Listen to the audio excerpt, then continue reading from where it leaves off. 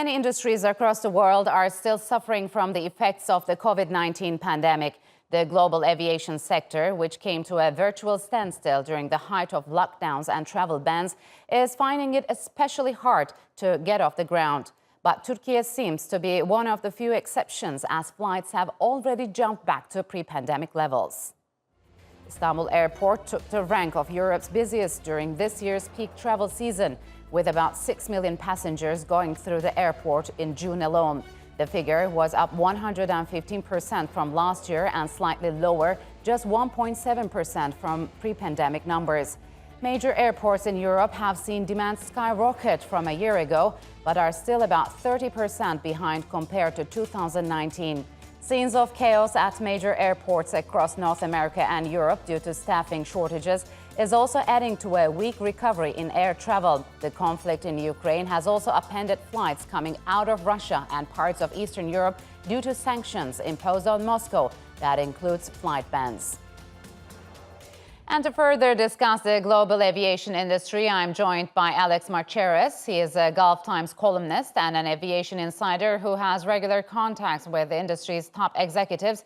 He joins me now from London. Alex, thanks for joining me on Straight Talk. It's good to have you on the program. So the Turkish Airlines has recently broke its all-time occupancy record, even surpassing the pre-pandemic levels. How do you think significant is this? It is significant because what airlines are now focused on is ultimately being able to recover from the fall in demand that occurred during the pandemic and move forward to a new era of air travel that is going to involve trying to claw airlines' way back into the area of profit, and that's what Turkish Airlines has been able to do in this June quarter. And that's the goal right now. And we've seen some pretty solid results from only a handful of airlines so far, Turkish being one of them.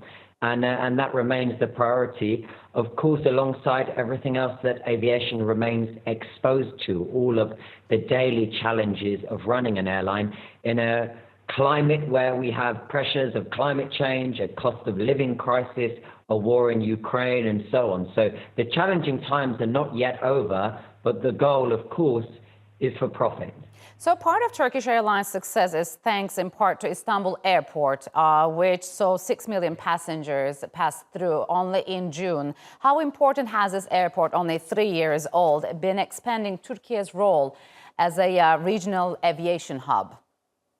Well, Istanbul's airport is ultimately key to the success right now of Turkish Airlines and also for helping other airline operators who are part of the airport and who are operating to and from, because this is an airport that uniquely operates as both one of the super connector hub-style airports that we see in the Gulf, in the Middle East, such as Doha, Dubai, and Abu Dhabi, but also very similar to a European hub airport as well, because it has uniquely that foot in both worlds. It's able to do both successfully. So it's able to be the big international airport hub, shuttling passengers across the world through its terminal doors, and also operate to serve a strong local demand and a strong Turkish tourism market in terms of tourists that are traveling to and from the country specifically. So being able to have a slice of each in multiple different cakes is working out very well for the airport, especially now with its strong infrastructure and the new terminal that has been able to increase the dispatch reliability. So it means that more flights are able to operate on time with better infrastructure and so on. Yes. This all adds to that picture of smooth operations, for sure. So meanwhile, across Europe, airlines have cancelled tens of thousands of flights since May, leaving passengers stranded, while airports have struggled with labor unrest and technical glitches. What's causing travel chaos across Europe? Well, something that all airports and all airlines are not ultimately exempt from is the sector staff shortage across the aviation sector globally right now. We know what occurred during the pandemic were mass loads of redundancies due to the fall in demand and due to the very complicated travel restrictions globally that ultimately worsened the crisis in terms of airlines being able to build back. So what we were left with is hundreds of thousands of vacancies in key roles, baggage handlers, front-facing airport staff, and so on. And what that has translated to now, 2 years later, is as passengers have returned in high numbers, there simply aren't the staff. And when you don't have the staff, you are unable to deliver the summer schedule that airlines have sold. And that's why we're seeing chaos across Europe, but not just only Europe, across the world. You know, we're seeing long queues and disruption as far as Sydney Airport in Australia, over even into smaller airports in Alaska in the United States. So, you know, recruitment is now the priority to try to calm down this disruption that we've seen as the summer surge meets an industry that is very short of staff. But why aren't these people returning to work? I mean, have they found better jobs, or is it unattractive to work at European and the US airports as ground staff anymore? It's a combination of both, and it definitely depends on where you look.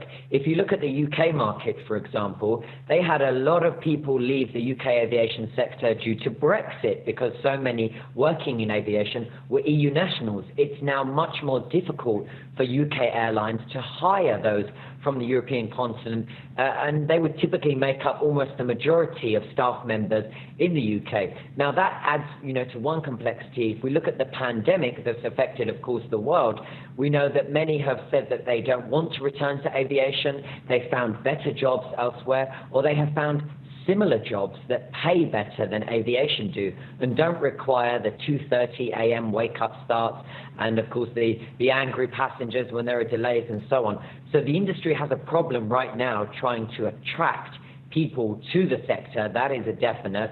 And ultimately, to overcome that, it needs to pay more.